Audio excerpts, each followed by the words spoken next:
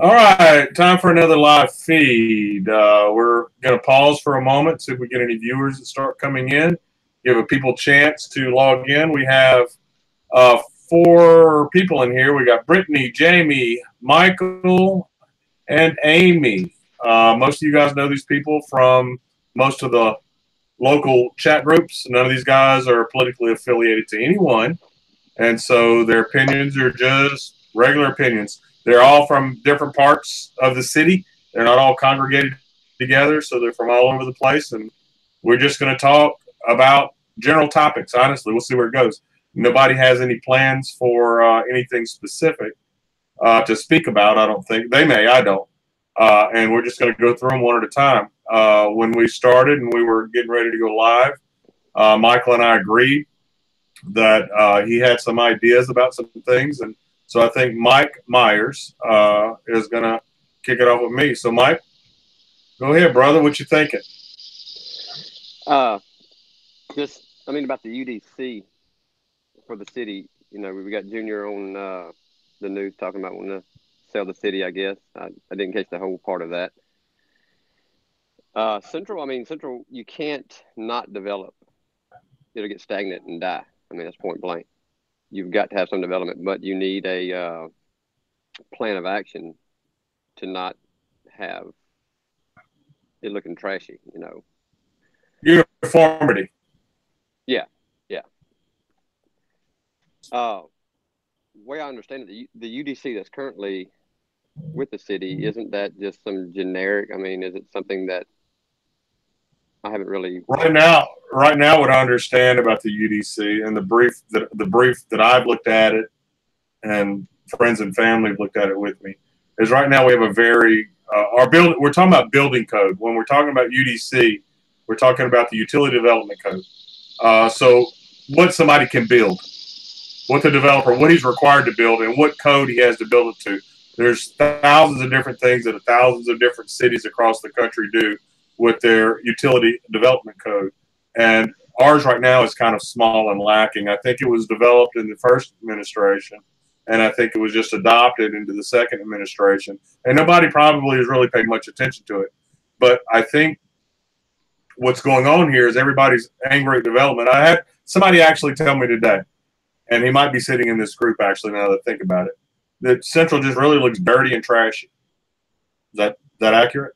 That is true. Yeah.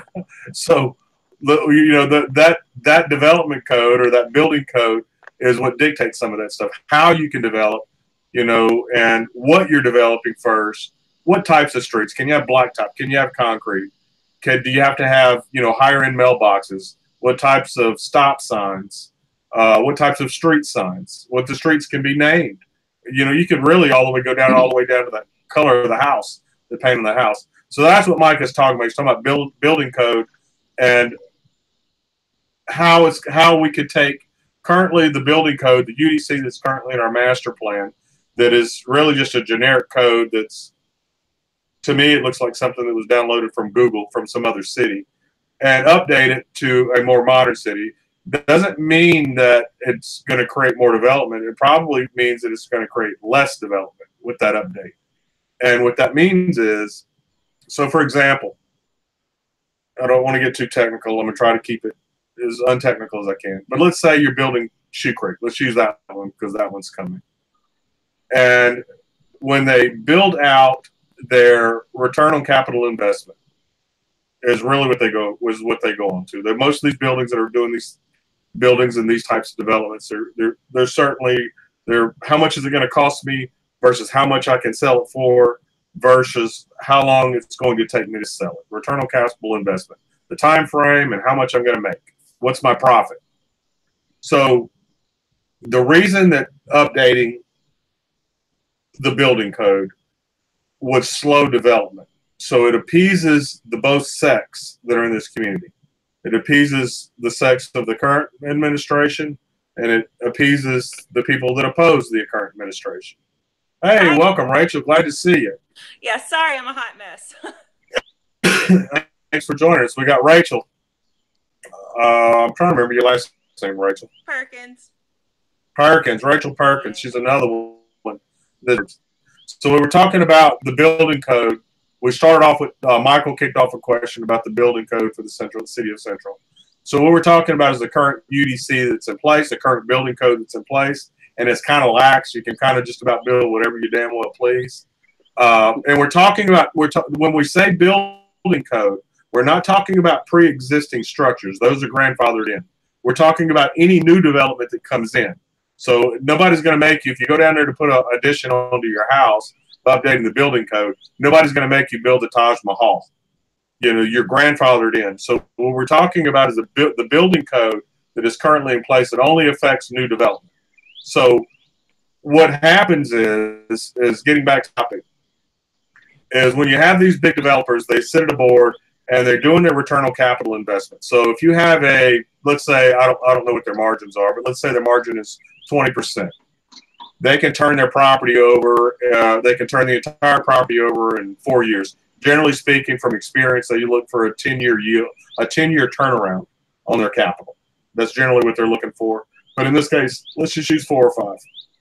So if they look at 4 or 5 years and the current building code gives them a 35 or 40% margin, with as hot as the central market is, they're going to do it in central. But let's say if they're comparing the same project in Zachary or maybe Watson or Walker, and their return on capital, their return on investment, or their return on capital income is higher in Walker or Zachary, they're going to build there. So that alone will appease both sects of this community. And that's what I think we need, is to figure out how to come together. How to appease the ones that want to develop, which I believe that we have to do some development. And then also appease the ones that don't want to develop, because you're going to reduce the development. Let me add one more piece, Mike, if you don't mind. One more piece of this. Okay. Is I read an article yesterday, and while it's on my brain, because if not, you start talking, I'll forget. I read an article yesterday that says we have a growth rate of 0.045% over a 12-year period, which is probably accurate or may not be accurate. But almost all of our growth that we've has only been in the last 4 years. We were averaging around 500 new residents over the last, what am I doing math right? 8 years? Is that right? We've been a city for what, 14 years? So 10 years? Over the previous 10 years, we were only growing at about 500 residents per year until the last 4 years, and we're growing closer to 800. But the real story is not that.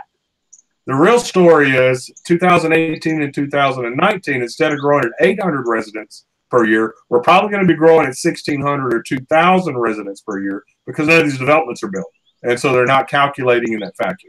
All right, that's all I wanted to add to that. Mike, your turn. Now, when I mentioned that, as far as I understand it, UDC can go so in depth to tell you what type of grass, what type of nails. I mean, they can go as far as they want to go with it.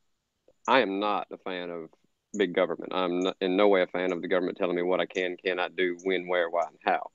But there has to be uniformity. I mean, you look at certain sections of Central. I mean, look at the corner of Sullivan and Wax. You got that one shopping center there that you can't even get the owners to fix a pothole that'll swallow a Kia in the parking lot. I read something the other day. I understand the owners of Jack in the Box and the owners of this shopping center are in dispute over whose property it is. Really doesn't matter. Somebody needs to fix it. I mean, shouldn't the city step in and fix that, and then figure out whose property it is and bill accordingly? I mean, wouldn't that be the proper thing to do? But not on that subject. But there needs to be uniformity throughout, especially for all new development, for businesses mainly in that area.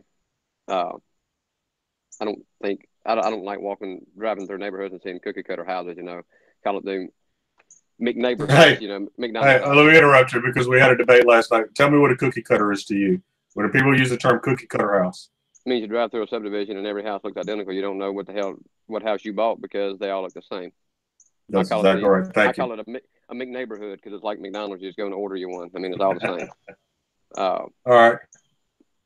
That's just pretty much what it is. I mean, as far as businesses is where the more uniformity needs to become at. Because, I mean, if somebody's paying for a house, property, whatever, they should be able to do within reason whatever they want to do with it. But I agree. The building code. I'm sorry. That's just my. Are you finished? Yeah. All right. So the building code is certainly, if we update the building code, could it make you, if you, let's say you put an addition on your house, and I built some houses quite frequently along the Gulf Coast, and normally I'll buy older houses because they're grandfathered in that meet a lower standard development code or building code in this case. And so I don't have to do a lot of things that, you know, if I were to build a new construction, if I were to go, it'd probably be cheaper actually.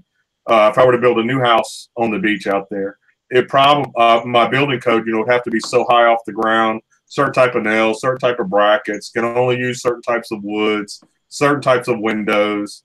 That's what new construction is going on down there because they're trying to build up property values along the coastline. It doesn't necessarily mean uniformity. It could. It depends on how it's written. It depends on what the people would want. That's why we, you know, I go back to the point is we need a development board. We need someone, the citizen-run development board. And so instead of the mayor and the council deciding, even though the council is the voice of the people, I will agree with that. But as opposed to having 4 or 5 brains work on one product, why not have 20?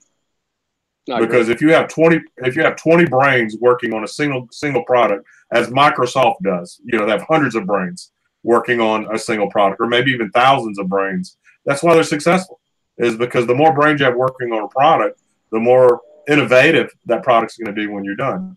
So I guess what I'm trying to tell you is I agree with you. You own your house and it belongs to you. The city ain't got no daggum right coming there telling you that you can't build an addition on it unless you're not meeting some sort of safety code or you're too close to the property line. There were some exceptions to that rule, but they certainly shouldn't. It certainly shouldn't be that stringent and tough. But if I'm coming in here as an investor, and I'm here to make money, this is a business, and I want to develop a subdivision inside of Central because the property values in Central are skyrocketing to make a bank. Why can't Central require that? Why can't Central require higher UDC or building code than what we currently have? And it'll certainly appease. Yeah, they just coming in right now and building cheap ass houses that are falling apart in a couple of years, and I mean, taking their money and running, you can't get in touch with them. That's right. That's right. That's right. On something you just said, not taking a jab, not being political, or taking a jab at anything, but I mean, look at the current council now. I mean, they're the voice of the people, but really, are they working for the people? So you need. I agree with having a board, a group of citizens dealing with a lot of that, being in there and enforcing that, being the voice of the people, because the citizens sitting there telling them this is what the majority wants, instead of 4 or 5 people having unlimited, I mean, not unlimited power, but I mean, just they can basically do what they want in the end. That's right. And I think that's a very valid point, a very good idea. And other cities do this. This isn't a new idea. This isn't something we're pulling out of the air.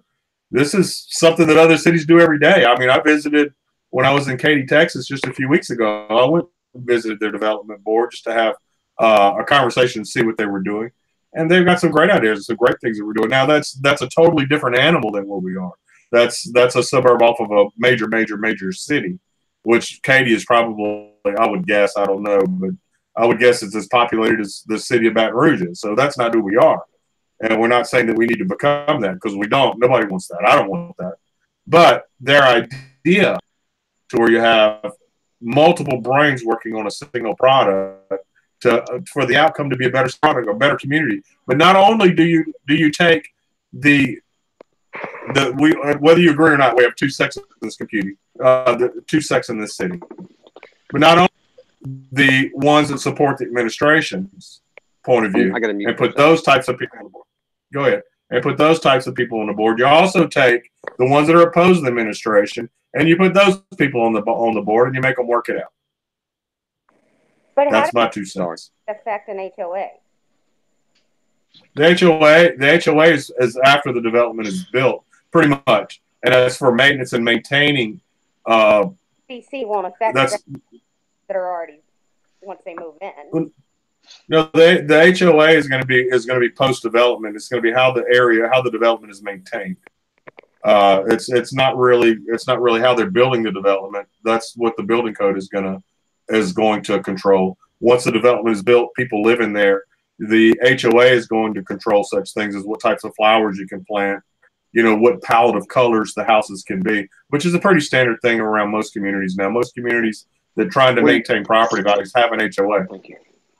You just have to make sure I'm familiar with an HOA, not around here. It's over in Tangipahoa Parish that they charge their people out the ass and then do nothing for them and then say they're out of money after all the stuff's charged. So HOAs, I think HOAs, I don't know, I've never really dug into it as far as regulations on HOA, but they need to be monitored a little closely because a lot of my experience with a lot of friends that I know of, they pretty much get screwed over by the HOA, by their HOA. Some neighborhoods might be different. I don't know. Jamie. I was just going to say that I agree with that because we do have a home that has HOA and somehow it's ran out of state. I would much rather see local citizens running something to keep us to the standards, which we decide is what's for us. Well, usually the mute that, Jamie. Mute that mic for me. You got it. There you go. usually the HOAs are run by a corporate business that maintains the bylaws, and if you have to do a property lien or something, they have legal teams. So generally, those corporations that run the HOAs are holding the dues and the money and making sure they're dispersed correctly.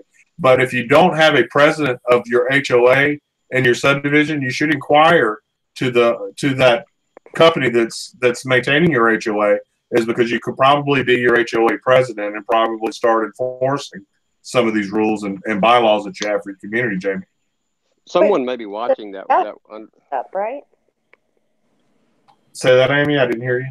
Usually the developer sets up the HOA, and then once enough people have moved in, that's correct. Take over. That's why I was asking, is there any correlation? I'm trying to see I'm trying to see if we have anybody that's commenting that may know. Someone may be watching that that's where I got this information from. I know of an HOA that raises their dues every time they can, and they are broke because they spend all the money they collect versus upgrading their neighborhood and there's two sections of the neighborhood, and the back section, the new section, has internet cable. They skipped the whole entire front section through it because the developers and bigwigs live back there. The front section where all the normal folks live doesn't have any of that. The HOA is out of money. They're in debt because they spend everything they take in suing the people that live there because they don't want to pay them dues because they do nothing for them. They will not fight to make AT&T, or I'm not going to say a cable company. Y'all know what I'm talking about. Provide service. Like, I mean, this fiber optic running underground through their yard to the back of the subdivision, but they won't say, hey, you're 15 feet from this house, provide service for them. But they're steadily raising the dues every time they can because they're out of money due to suing the people that live there because they don't want to pay them because HOA does nothing for them but sue them. Does not do anything for the citizens except for the developers and their families that live in the back of it. HOA can be positive. HOA can be positive or negative for a neighborhood. It just depends on the community involvement. They're designed to be community run, and if you've got a real good community organization where they're elected a year or two, new presidents, new board members, and they're actually keeping up with the yards, the lawns. I run into one just a couple. It's been a few months back now. Chris and I both did that. He and I got involved with was actually over in Livingston Parish, and the HOA, the citizens were complaining. The residents were complaining because the HOA was trying to dump Christmas trees into the ponds, the detention and retention ponds. They had 3 of them in this example in this neighborhood, and they wanted to dump Christmas trees into the retention and ponds, detention ponds in this case, for fish habitat. You know, I get it. I understand. I got it. You want to fish in the pond, but filling up filling up a pond that's actually holding, you know, your watershed or your water. I'm not an engineer. You're on that property to be slow is not a good idea. Go ahead, Jamie. So I was just saying that I also agreed with Michael, on that point too, because the neighborhood that we deal with HOA, they spend a lot of money on suing people and such, but they don't do anything to upgrade the neighborhood. They give out their little tickets for weeds and a flower bed. That's really all that they do. I don't think that, I don't know. I don't think that's really what y'all are speaking about at first when you're talking about getting people from the town to kind of police those things. I did change it onto HOA, but no, I was agreeing with you that I felt like there was a difference between an HOA for a neighborhood and then what y'all are speaking of at first. Well, yeah, I mean, if you can have an HOA run by the people that live in the neighborhood and can make a neighborhood look great, why can't you take a group of people from the community and have them make the entire city town look good versus 4 people that are elected to power who can make decisions and really can say we don't give a damn what the people who put us in power want, which is almost what's happened.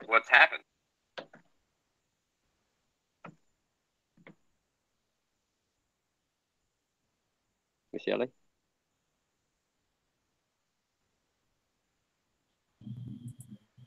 Hey, I forgot to unmute my mic.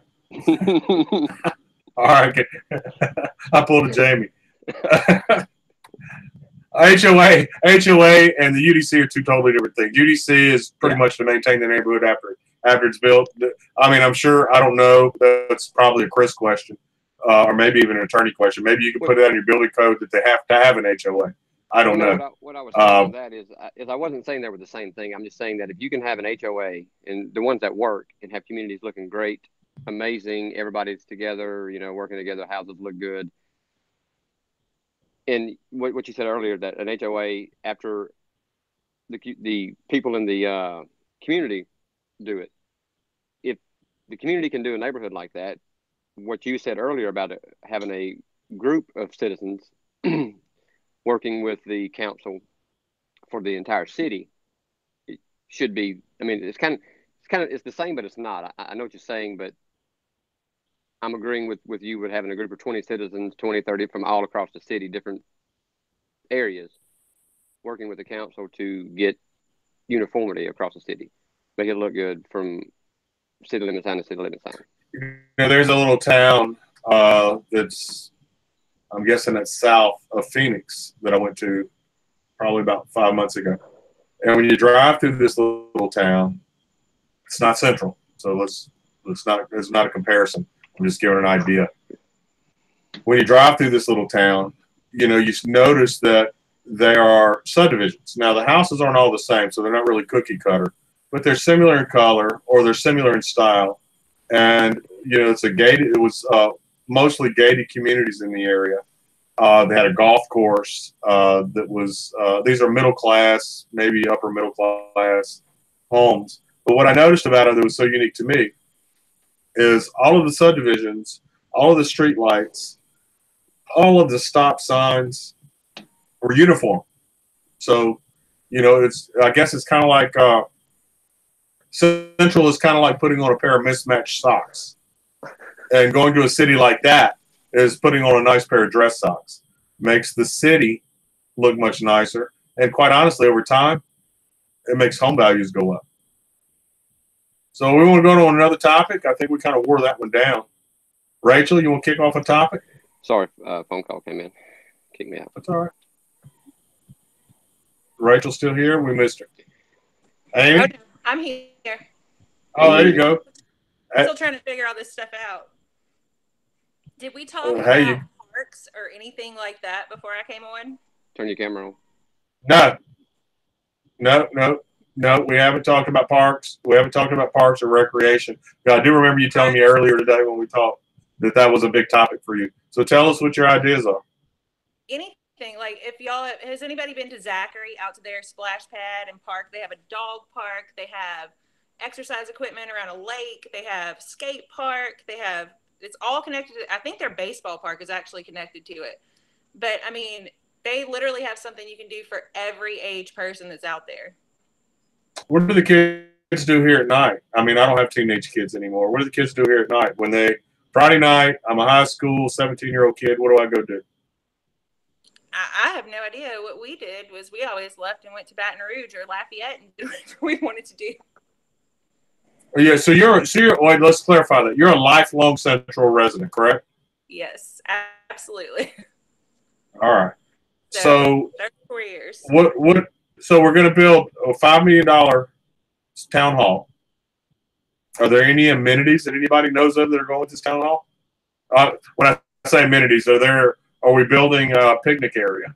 Are we building a garden area? Are we building a dog park, a track? I haven't heard anything like that. I haven't heard anything about it. Have y'all? We're just building a big building to make Central look good, is all I understand. Yeah. You cannot make Prep Corner look good. You cannot. No. That's the worst part of Central. I know, like you can put a $5 million building there and it's not going to do anything. It's going to stick out like So here's what we're going to do here. Here's what we're going to do this a little different. Because you and Jamie and Amy are mothers and y'all got kids. What do y'all want to see?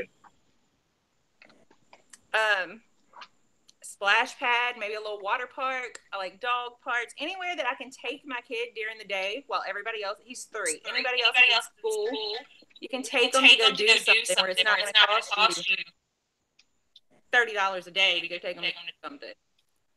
Park fishing, a real splash pad with shade. Shade is a must. Yes. Jamie killing me. Is it feedback again? Oh, yeah. Yeah. I'm just not talking. I mean, I have a 10-year-old. I mean, and I have her, especially during the summer, I have her 2 days a week, Monday through Tuesday. And I'm always looking for something to do. She wears me out about that. Yeah, I mean, there's nowhere you can just take them. Well, there's Blackwater. We do that.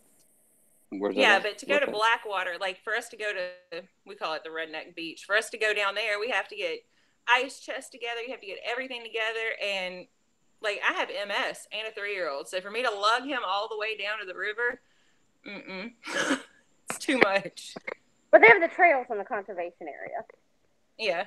You know, I visited the beach on the Amy a few weeks ago because I was curious about this. I heard that there was a beach at the end of Frenchtown. If you walk, must have been, a mile and a half down this brick trail. You come to a beach down there. Say again? It's not even a nice trail. It's all muddy and dirty. No. Right? Like, we need something with a pathway that we can walk to the beach. So I go down there with my 9-year-old, my 23-year-old. We're not going down there to go to the beach. We just kind of wanted to see what was down there. And so we walk down there. And there's some vagrants that are sleeping down there. Mm-hmm. And there's beer bottles and beer cans. And then the way the river is set, the people from Denham Springs were on one side there, and they were jumping off of this bridge that I thought they were going to kill themselves. And the other side is some Central kids, and they're all sitting there hollering and fussing back and forth and like, oh, let's get out of here. And that's the only thing that I know of that we have here. Do we have something that I'm missing? No, I mean, not that I can think of. We have the Blackwater Conservation, like Amy was saying. We have we have the splash pad that is in Jackson Park, but it's so tiny and there's no shade, and the park is just not even worth the trip. Can't park. Yeah, exactly. And then we have, I guess, the end of Frenchtown, like you just said. I've never even tried to go down there because that's where. Don't do it. Don't do it. I don't do it. That was a mistake. I mean, honestly, I wanted to see it because I heard it was back there because I was just curious, and that was a mistake. It's a huge mistake. But as opposed to having a $5 million city hall, I would rather have something like an activity or something that would make people want to come here. Like, you're not going to come here to look at City Hall. Well, something that the kids can do. Why can't something be built like they have in Denham, over there at the park, or in Baton Rouge on Pards? Yeah, the Pards at North Park. That one's really great. but it's not free. People pay to go there, so it's like they get paid for people to be there, and that helps keep up with the maintenance. Which is a plus. I mean, that's a good Yeah. thing. I mean, just don't make it so unaffordable like, Blue Bayou. I mean, Yeah, I think it's like maybe $10 if I think that. it's $10 for residents of On Denham, and then five it's $12. Well, the lot we were talking to Allison Kistner, I think you say. That's how she says her name. And we were talking to Allison last night. Allison was talking about the stuff that we have here. And I couldn't think of anything, honestly. I'm like, what do we have here? If I live in Watson or I live in Prairieville, what does Central have that's going to pull me here? Nothing. Absolutely nothing. Nothing that isn't already in Denham, personally. But Nothing. I grew up in like Watson, Denham area, so like everything that I think of, we go there to do instead of here because it's not already here. Yeah, like if I'm going to take my son to go do something, we go to Zachary, all the way to Zachary to the splash pad, or we go to Denham or Baton Rouge. There's nothing here. I mean, I bring my daughter to the park on Jones Creek, not Jones Creek, on South Harris Ferry Road. Yeah. Yeah, because that's nice, and that's what I know. It's free. Now, what BrytnaiElayn said. You said it right. Sorry. Something, take that $5 million instead of building this Taj Mahal to make the mayor look good. Build something for the community, the kids. You can put in a skate park. You can put in some basketball courts. Put in tennis courts. Put in a splash pad. You can do a lot with $5 million. A real lot for a community center. How about a community center to where we can start hosting some sort of festivals around here? That brings in plenty of people and lots of tax dollars. So maybe, I'm young, instead of having, so I would love that, but I would die. I would be so excited. yeah, like a little, local bands. We do local band one weekend in October. Let's say it's kind of like a fair type thing, and we have local bands. Host all these your own Oktoberfest. Yeah, host our own Oktoberfest. And if that draws people in, you start advertising that, you start I'm a marketing guy. Hey, it's what I do, and it's part of what I do. And so you start advertising and say, hey, we're going to have this is Jazz Weekend in Central, and at the amphitheater that cost us, say, I don't know, whatever your estimate is. Let's say the deal, that revenue is a turnaround. As a business owner, I'm thinking, how long is it going to take me to turn this revenue around in this amphitheater through tax dollars? I would say the ROI on that is probably less than 5 years or less, because that would pull in 20,000 people, and all these restaurants and all these little small businesses are going to boom. Now, do the residents want that? I don't know. The younger residents probably would. Even some of the, I hate to say the word middle-aged because that's, I don't know. You call them old now? Yeah, pretty much. Thanks. So we can have. We got so much open. We're 80% undeveloped in Central. I'm not hacking on the administration or anybody, so please don't take this as a political comment. But we could take that $5 million, go buy, God knows, more than 100 acres of land probably, and turn that 100 acres of land that's somewhere on one of the main thoroughfares. It's on Hooper Road somewhere, or off maybe the thruway somewhere. Yeah. And so that's easily accessible, I guess is really what I'm getting at. And then start putting on events and then the city can have an event coordinator or something that's putting on these events. And over time, you'll start having independent event coordinators that are wanting to rent these facilities to put on those events. It's a moneymaker all the way around. And I know the return on capital investment, I'd have to do the math, but I'd be willing to guarantee you that it's less than 10 years. I would say it's probably close to 4 or 5. That building on the corner of Hooper and Sullivan, right there across from where they want to build the Taj Mahal. City Hall, my bad. That's generally, ain't it like 80% empty most of the time? Couldn't you get rid of that eyesore and put something there? Well, they just opened. It's actually pretty cool, like an old what do you call it? natural medicine and food store over there. It's Old Pat's or something. I'm not sure the name. And then they have Dawn's Sweet Tooth in there. You have Dawn's Sweet Tooth. You have the phone repair place, and then that place you just said. On the other side is the Central whatever place still there for the sports clothes or whatever. No, they closed. That's where they have Old Pat's. So you have three places in there. Couldn't you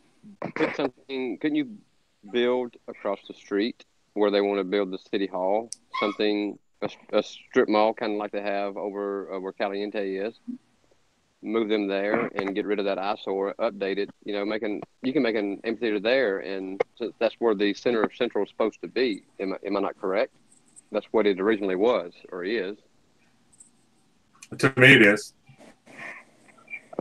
So when you want your activities to be around there, knock that down and put something up to date in, and then where they want to build the city hall, put it. It's not huge, but that's. You have the football field there that has no school around it. So relocate the football field to where it should be at the high school, which is where they always were when I grew up. Take all of that land, and you can do something there, and it won't cost you much money. That's what I would agree with that. That was my thought process. Instead of putting a city hall there, being that it's on the corner, let's put, something that everybody's going to use, not just, 5 or 10 public officials. And from my understanding, to be quite honest, and I'm going back to this. I'm not bashing the current administration anyway or the current council. No, I'm not either. I don't mean it that way. I just think it's a bad idea. I disagree with the policy, not the people. The people are actually not bad people. I disagree with that policy. Their priorities are wrong. That's what it is. Their priorities are wrong on what they think the community needs and wants. The community does not need a $5 million city hall. I think we do. I mean, to be honest, I just don't think it's right now. I think at some point, yes, we need a nice city hall. I just think it's bad timing. Yeah.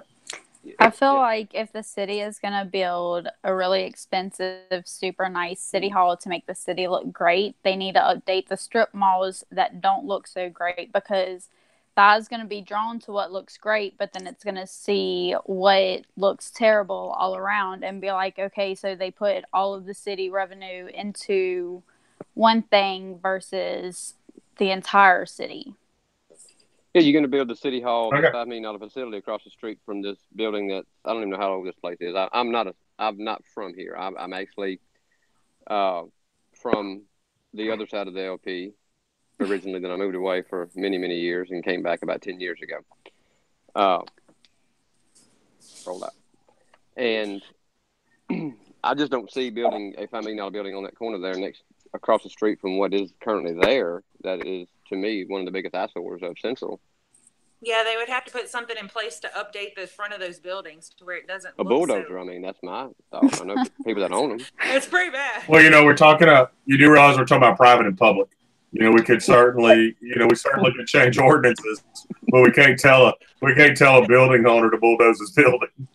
But can't we tell them that they need to update it to where it looks better if we get some kind of code? If they want to do anything, I would think that, again, I'd have to look and see how Central is run, but I would think during the occupancy process, you could certainly require, the building to be updated to normal codes, but to sit and tell somebody you got to make the building look pretty and it's already built, that's going to be a hard thing to do. It's going to be a hard sell.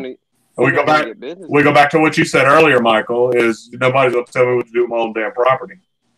Well, I mean, there's a difference between residential and commercial. I mean, if you have a building that's nice, or you either need to make it look decent, especially if you build a new $5 million city hall across the street from it, you have to make it. Let me tell you, there's no now that you say that, need to make yeah, let me say that. Go ahead, Amy. I'm sorry, I interrupted you. That's okay. Maybe they need to do something that'll generate revenue before they start spending more money. Let me say this. All right, let me add a piece of the pie here. I got an idea that probably solves that solution. I can speak Gulf Coast because I know Gulf Coast very well, and I'm gonna speak about Biloxi, Mississippi. Biloxi, Mississippi has what they call a downtown district, and inside of that downtown district, they wanted the buildings to upgrade to bring up the image of that little area. It's probably, I don't know, maybe 10, 20 block area, I guess it is. Yeah, it's directly, if anybody wants to know what I'm talking about, it's going to be directly across from the Beau Rivage in that area. Beau Rivage, Hard Rock Casino, directly across the street, that area. It's like 2 blocks from the Waffle House. I went there a year ago. That's right. Let's talk about that. About 2 blocks from the Waffle House. That's correct. So what they did about 10 years ago, or maybe it's been longer than that, it was post Katrina, is they changed that area into a district. So that district had different building codes and different requirements than other parts of the city. So when they changed it into the downtown district, then they decided, okay, well, not only are you going to be the downtown district, you're also going to be in our historical district.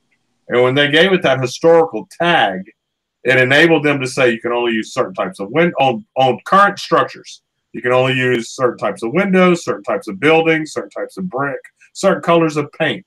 So maybe that would be an idea for our downtown area. You certainly wouldn't want to do that more than a localized area. But you certainly could change it into a downtown district and heighten the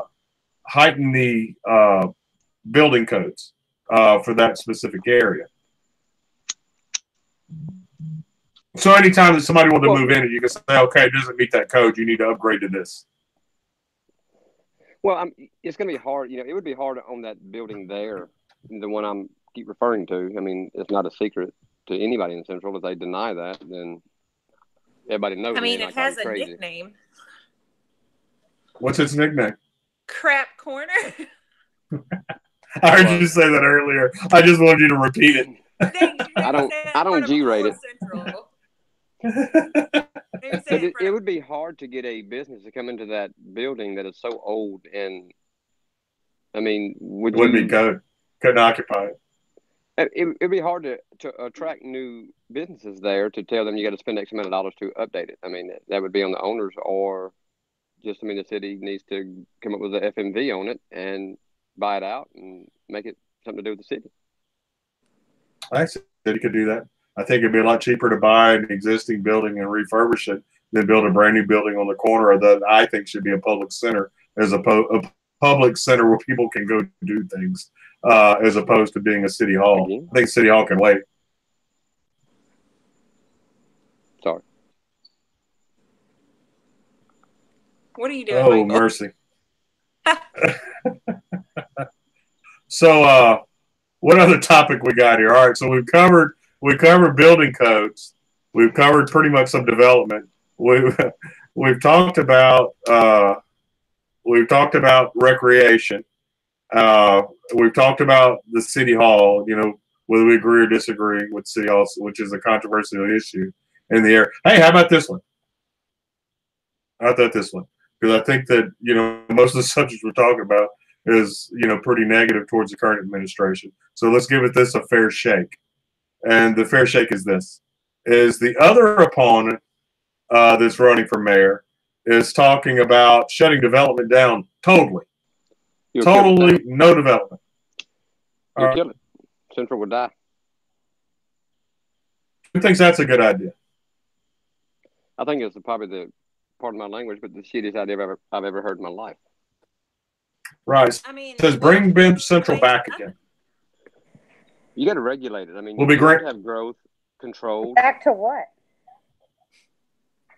Well, it's post Amy, because Amy's back to nothing. Central 10 years ago, well, 12 years ago, whenever our corporation was. It was a nice town, nice quiet community to raise your kids. Schools were horrible, streets were horrible. We were part of East Baton Rouge. They were shipping our kids halfway across town. We were shipping kids in from halfway across town. In some cases, there were some violent incidences at the schools that were going on with some of the kids that were being shipped in or shipped out. It was a little bit more of a rural inner city kind of mixed environment because of desegregation and things like that. Once we become the city, we were able to keep our kids in their own community schools. And that was really, I think, was the gist of why Central became a city, was in order to keep our kids in these schools, and I have to ship them halfway across town to another school like Glen Oaks or maybe Crestworth or Ryan Elementary or wherever they were going. I don't know. I pulled my kids out of that system and put them in the capital like the parochial school system, because of my experiences that was going on when we were a part of that. No. I think a lot of people did. It wasn't just me. I think, didn't you tell me, Rachel, that you were private school here? Yeah, I went to Central Private from kindergarten until graduation. We didn't do public schools at all. We are actually, we would have been shipped to, we would have had to have gone to Northeast instead of Central because of where we lived. So just from the time we went to school, went to Central Private until graduation. So it was a little bit different. I don't think nobody wants that again. I don't think that's a great idea. No. You shut development down. And I heard an idea yesterday, and I'm not calling any names. So if anybody knows what I'm talking about, do not call any names. I heard an idea that you could build business in Central without building development. Without, we're not talking about large development. We're talking about some development. Because you have to have I hate to use it because people so wear that term out, but you have to have a demographic. For whatever business it is, they're looking at, how many people live in this area in a certain square mile radius is able to come buy a cog from me. I sell cogs. So how many people need a cog within a month's period is going to generate my income. And so if you're not having some growth, but you're wanting the Buffalo Wild Wings maybe, or you're wanting a bowling alley, you just can't get those types of things with 11,000 populated household with, I've heard two numbers. I've heard 26.5. If you look at some of the articles were written, I've heard 28,000 residents from another article. So somewhere between 26 and 28,000 people live in this area. So how do you support that type of business? With that such a small demographic, it's probably not going to happen. There's going to have to be some development over time. Slow growth. If you change the building codes, that's where we started. Let's go back to that full circle. And you strengthen our building codes to where it costs me more. I'm a developer. I'm Mr. Developer. I want to come out here and build a $50 million development, but it's going to cost me $50 million. I could build it in Livingston for 35. I'm probably going to build it in Livingston. So you have to raise the building code up to where you slow that growth down and it becomes more controlled. And then it's a natural process. You don't have to have two sects in this town fighting over growth. And the other thing, let's add, is you don't add variances. That's what we wrote these laws for. You don't add variances. You don't allow them to vary from what our building code is. If our building code is X and my council agrees on X, that is my building code. Don't bring me a variance. I don't want to hear about it. That's ridiculous. That's absurd. So you can't have no growth. You can't bring Central back again and go to what this place was, which was, don't misunderstand me. I loved this town back then, but I think the majority of this town is going to agree that the town is in a better place today than it was 10, 12 years ago. Nobody wants what 10, 12 years ago. So bring Central back again is about the most idiotic thing that I've ever heard in my life. And it's small-minded. It's small-minded and small growth. I mean, we've come a long way, and it's still boring. Like there's nothing to do. Why would we want to go back to what we were? Let me take this off of a lot. Do what? Let me take this off of somebody's going to accuse you of bashing a certain person. I'm not bashing anybody. I disagree with their policy. That's not a personal attack. Well, you know how this works. I mean, you don't agree with the policy, but you know how this is going to work. I know, understand. Not bashing anyone, but this is what I see on rants and raves and all that. Everybody wants the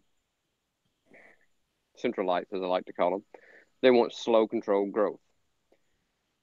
Well, slow, controlled growth is updating your UDC to force developers to follow a certain guideline, and that's going to slow your growth where there's not just a whole bunch of cookie cutter houses or MIC houses like I like to call them. It's going to bring it in uniformity. So it's going to slow the growth down of 5 subdivisions at one time being built. So you kind of giving everybody what they want at the same time. If you update this from, I can download the same one off of Google myself and start my own town. Sorry. That's just my thing, because I see all these people talking about they want slow control growth. Well, slow control growth is not stopping any kind of development in Central. It is requiring developers to stay within a certain guidelines, and either some are going to do it, some are not. So you're going to slow this growth down of everybody coming in. No, I agree. Here's a great question that I hear every day. I don't care what channel you're on. What does smart growth mean? What does that mean? Growth? Yeah, smart growth. I've heard 1,000 different opinions on that from these groups and these people. I've been having phone calls out the wazoo for the last couple of weeks. Okay. What does smart growth mean? Smart growth is what we just went over for the past hour. Getting a UDC. That's right. It is. You're right. It is. UDC to make the developers develop your city, whatever, however it is, subdivisions or businesses or whatever. Sorry, that was a mosquito truck passing. It does no good. It feeds them and makes them bigger. Smart growth is getting your UDC up to standards for a city to grow at a slow, controlled rate. That's my opinion. Maybe I'm wrong. I don't know. I think that's it. Or whenever we talk about growth in general of Central, are we talking population or business?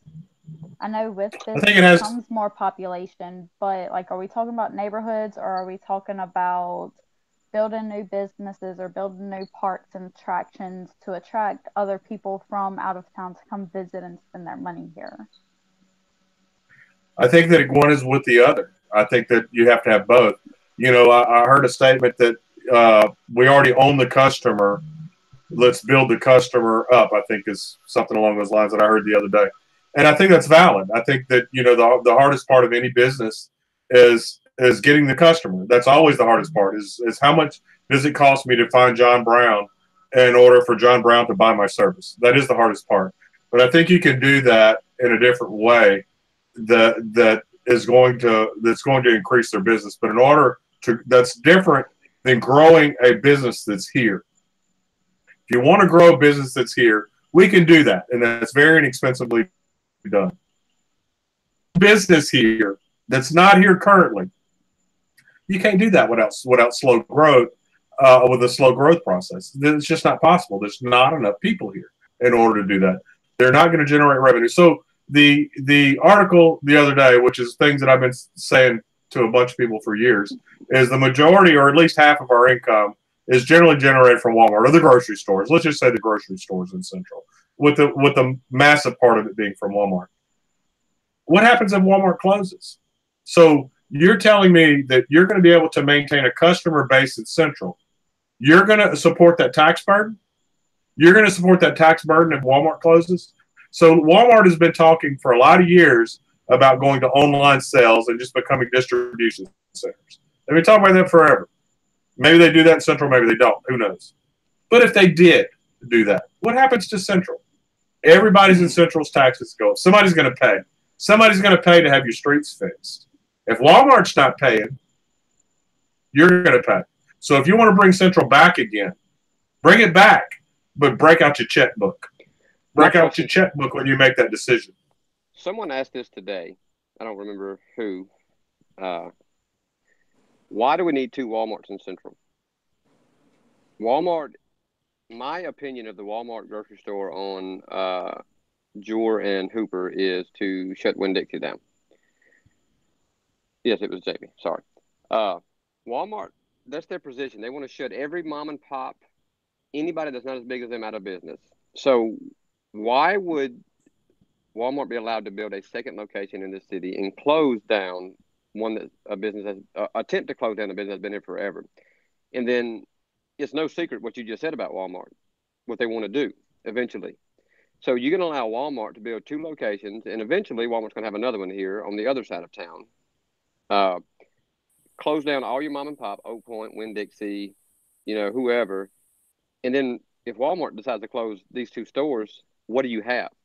You have a dead town with no local businesses employing people. Where you at? You're dead. Your growth stops. You have no taxes. Then you got to tax your citizens to death. Somebody's gonna pay. Break out a checkbook. You stop growth in this town. Break out your checkbook. And if you allow Walmart to take over, it's going to stop growth. They're going to close down mom and pops. You know, Winn-Dixie's not a mom and pop. Oak Point is. Winn-Dixie's not, but Winn-Dixie is close. They're not as huge as Walmart. You know, they don't attempt to shut everything down within 40 miles of their stores. They don't build 62 of them, and like we have in Baton Rouge. What Baton Rouge got, like 30 Walmarts or something now, with all the new grocery stores coming along. There's pretty much a Walmart in Baton Rouge, like every other road. Well, Walmart, yeah, that's true. 3 years ago, Walmart built the little grocery store all across, you know, Tangipahoa Parish, Livingston Parish, and then they closed down not even a year later. I remember that happening. Because their plan didn't go in like they wanted. They didn't close Carter's. They didn't close, LeBlanc's sold out to Carter's, I believe, or vice versa. I'm not sure. Their plan didn't take an effect, but Central's allowing that. And mark my words, in 5 years, there'll be another Walmart on the other side of Hooper Road out towards the Greenwood Springs post office. God, I hope so. No, you don't want Walmart here. Walmart. I mean, my thing about I hate Walmart. I have to go there sometimes, but I hate Walmart. I don't like Walmart either. Business model is to shut every mom and pop down, take over the town. It is. I agree. But what about a Target? What's that? A Target. There you go. Well, Walmart doesn't want Target. She's talking about Target. Lock it up. Yeah, Walmart doesn't want a Target. They want to lock everything up and shut all mom and pops down. If we could get a Target, yeah, but I don't think be a lot of happy women in Central. Target's just a clean. Well, I agree, but let's go back to what we originally talked about. You have 28,000 people in Central. How are you going to convince Target to come here to Central? With you're not. Walmarts, you're not. No, growth? With 2 Walmarts, you're not. Smart. You're gonna have to grow. Yeah, whatever that With means. 2 Walmarts and a Winn-Dixie plus all these small stores, Target isn't in the business of shutting people down, so they're not going to move somewhere with all these other stores and try to compete. Yeah, they're not. Target. Everybody hates Walmart, but it's the #1 box retail store in the country, and it's that way for a reason. It's because it's cheap. You're right; they're cheap, but a lot of cities and towns let. I have a pretty good insight into Walmart. I know a lot of people that work higher up in Walmart.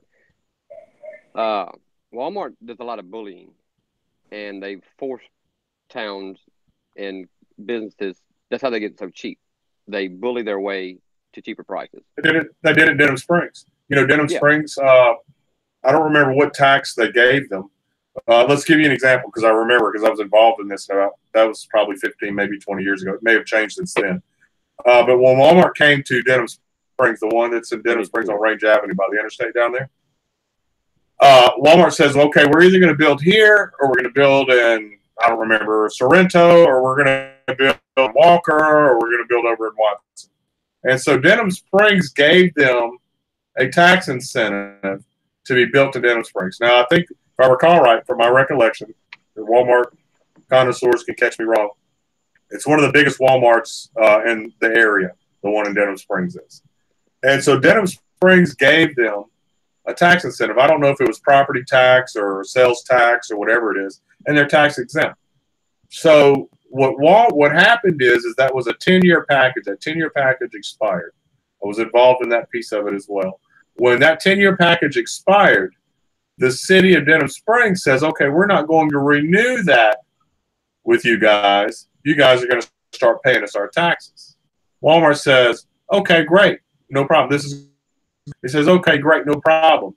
We have another spot that we on that is just right off of, I don't know, I think they call that Pete's Highway or something that runs along the backside of Denham. And it says, we're just going to build out there because now they have internet access or, interstate access or whatever it may be, which is right outside of your city limits. And they bullied Walmart into giving them that tax incentive. Or they said they were going to move. That's the Walmart way, but let's just get off of Walmart. Change that subject real fast. For other reasons, yes. Let's change that subject real fast. I mean, that's just my whole point with that is whose idea was it for Central with 28.5, how many people they say is here, to need 2 Walmarts? You know, that's I don't think that growth. That's not allowing mom and pops to come in I don't see the logic in that at all. The neighborhood markets sell more groceries, but That's all they are, is a you can grocery get store. the same thing at the regular store, at the super centers. So I don't understand the logic in having a neighborhood market Well, you know what and a Walmart super did? center in a small town. They're trying to like Michael said, they're trying to cut out Winn-Dixie. They went directly after Winn-Dixie's business. But again, we go back to a point, guys, and I hate to slightly disagree, and I apologize. Is we live in a free enterprise America. That's what we do. You know, I don't know if does the city actually have authority to tell them no? I don't know. To be honest, I really don't know that answer. The city could have told them no, they can't build that location there. Why do we need a second Walmart? We have the supercenter. I don't know. That's a good question. I don't know. It's a good. I don't have the answer for that, but I don't see. Again, I go back. Go ahead. I'm sorry. I mean, you just when the second Walmart came in, you just allowed a big hit to Winn-Dixie, Oak Point. You know, more of Oak Point. You know, Oak Point is a mom and pop. What I consider mom and pop is not many locations. Great store. You have to admit, Oak Point's a great store. Probably one of the best stores in Central. They are higher, yes, but you know what? That money goes right back into the community. Walmart, it goes to Bentonville, Arkansas. No. But I love Oak Point. It's my favorite store to shop at, is what I was saying. That's my favorite store in Central is Oak Point. I love Winn-Dixie. I don't go to Oak Point that much unless I'm out of. Shop at Walmart, it wouldn't be there. So that's how you get to vote on that. Yeah, I don't hardly go to. I try not to go to Walmart. I'm kind of like Michael is, but I believe in their right to exist. You know, if we don't like it, I think that's more of a federal issue than it is a city issue to me. Well, I mean, you're right. It's a federal issue as far as the way Walmart does business. But as far as the federal government can't tell the city of Central, you have to let Walmart build a second location in your city. It's on the administration of the city to say we don't need it. We have the super Walmart. We have Winn-Dixie on that corner. You want to build a grocery store across from a grocery store? It's fine. Let it be. Leave that spot for another business to come in to do something else. But if the citizens really didn't want it, they wouldn't shop there. But it's there. They're going to. It's Walmart. If you build it, they will. You know, I don't know. Did they make any variances for our master plan or building plans or whatever we have? Did they make any variants? I don't know. I wasn't involved in that. So did they say, okay, you can build here, but we're going to let you build here anyway? I don't know. Knowing them, they did, but that's just me. Because Walmart bullied them into it, probably threatened with the super Walmart in some way. I don't know. But next subject. All right, guys, what we went over. Jamie, did you get in what you wanted to get in? All right, Jamie's missing an action. Oh, there she goes. She's back. She's back. I don't want to keep turning my mic on. It's got the feedback or whatever. Turn your camera on. Amy, you got anything you want to touch on? No, I'm good. Rachel? No, I'm good. We went over parks and something to get activities for Central, something. So I'm good. Brittnay? I was thinking along with the parks is maybe like a running trail or a running path somewhere. I personally like to do a lot of running, so I would like to see something more scenic versus going to the track at the school and looking at a neighborhood and a school. Is the Blackwater area part of Central? It's on the borderline. I don't know if it is or not. I think it is. Well, I think Blackwater is the cutoff, if I recall right. Yeah, the Blackwater Reservation is considered Central. Blackwater is Central. Yeah. But I went kayaking out there a few weeks ago. I actually enjoyed that part. Their trails they're not like running trails.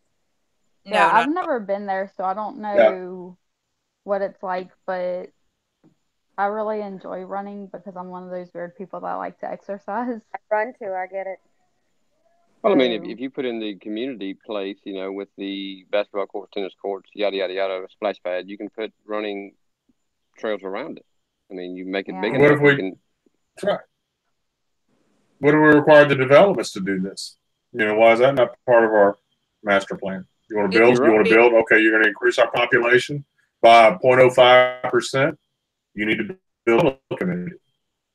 I agree with that. If you want to build a subdivision here, then you have to build a community park there. Something like that. We were talking about Chris's neighborhood in Katy. It's a brand new little neighborhood outside of Katy, and it's not very popular. It's probably the size of Northwoods, maybe more or less. There's 3 community parks inside of there, and a trail, and a dog park. And it's no more. The houses, they're 1,500, 2,000 square foot houses, an average house, and they have 3 parks for the kids. They have a track, and they have an HOA. It's an HOA controlled subdivision, and it just doesn't make sense why we're not requiring those types of things. If other cities can do it, why are we not? I just think you update these development codes. Honestly, everybody says don't adjust the master plan. That was the big lawsuit. I don't see how you cannot. I've always been a master plan community except here, and I love schools and parks and how you get to know your neighbors. That's right. It makes sense, and that's the way his little subdivision noticed about it is there were sidewalks, and then they had little streets that actually went off the main drag, and it made the whole street kind of made a big curve, so you couldn't go fast around it. The kids were playing in the roads and playing in the fields and playing on these little cul-de-sacs that were everywhere. And, the kids were playing in the parks. It just reminded me of Northwoods. It reminded me of Northwoods, what Northwoods was, when it was built 20, 30 years ago now. I'm trying to think back, yeah. I think that was about 88, 89. It reminded me of that, but it actually had amenities to it, to where the kids had somewhere to go. They could ride their bikes on the bike trails. They could, their parents were jogging in the around the track around the park. And we just don't do that. I don't know why. I just think that people need to start thinking a little bit more, where we're going to be at in 10 or 15 years as opposed to where we're going to be at tomorrow. I'm not going to name drop here, but a close friend of mine who has a house in Prairieville, actually, in a subdivision. And the average house, actually the cheapest house I looked at in there was probably $700,000. In order to build that subdivision, they had to put in this big community center, and now there's this huge community pool for that park, all this kind of stuff, and it works. There's not an empty house in there. Very rarely is there an empty house, and the developers had to put that in order to build all these houses. I don't know how many houses are in there, a couple hundred. Hey, can you give me a beer? He whispered. That was funny. Good job. I thought I was on mute asking for a beverage. Sorry. That just happened. All right, guys. Anything we want to add before we start wrapping this up? I think we covered a lot of topics here. I mean, we covered what we agreed with and what we disagreed with, what we thought about business, what we thought about small growth. We covered updating the building codes. I think we even got a couple of these little backgrounds. Got a couple shots, and it was fun. I enjoyed it.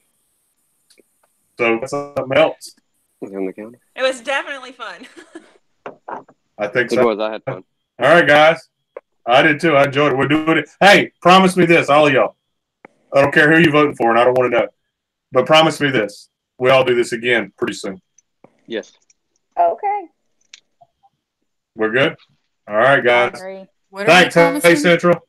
Good night. Yeah. Bye, BrytnaiElayn and BrytnaiElayn. Oh. We're going to do this again. Central, hey, I hope it was a great conversation for everybody. I hope it at least gives y'all some food for thought and maybe some things to chew over. Maybe it's a different way of thinking. Maybe some of the stuff was outside of the box. But remember this. We're all from the salt of the earth. Well, we don't have to be salty to everyone on earth. So remember that when you're in these chat groups. God bless you. Good night.